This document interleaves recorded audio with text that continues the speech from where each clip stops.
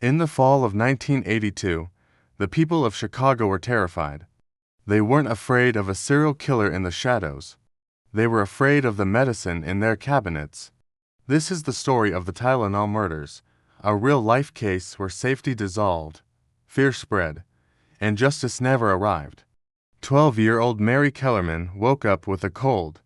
Her parents gave her a Tylenol capsule. She was dead by 7 a.m. By the end of the day, 6 more people in the Chicago area would also die. All had taken extra-strength Tylenol, all from sealed, store-bought bottles. All poisoned with potassium cyanide. Suddenly, pain relief became a weapon, and no one knew how many bottles were still on the shelves. Johnson & Johnson, the makers of Tylenol, rushed into damage control. They issued a massive recall. Police cars blared warnings through neighborhoods. Store clerks yanked bottles from shelves by the millions. People dumped them in the trash. The message was clear: no one was safe. Because the killer wasn't targeting people, they were targeting the product. It was the first case of product terrorism in U.S. history, and there was no blueprint for how to stop it. If this has you hooked, hit subscribe to open the next file. Because some crimes aren't committed in the dark. They're sitting on a shelf in plain sight.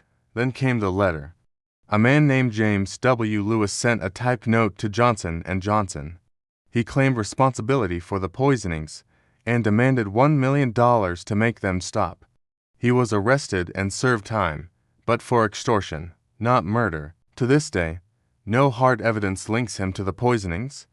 The FBI had no prints, no witnesses, no footage, nothing. The only things left behind were 7 victims and bottles designed to heal. The Tylenol murders changed everything. Tamper-proof packaging became standard. Foil seals, safety caps, warning labels, and every capsule was a reminder. Someone, once, turned help into horror. There were copycats, similar deaths in later years.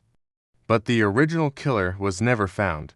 And maybe, never even looked back. 7 people died. One of the biggest investigations in U.S. history was launched. And yet, we still don't know who did it, or why. Subscribe for more real stories that remain unsolved. Because sometimes, the scariest things are the ones we trust the most.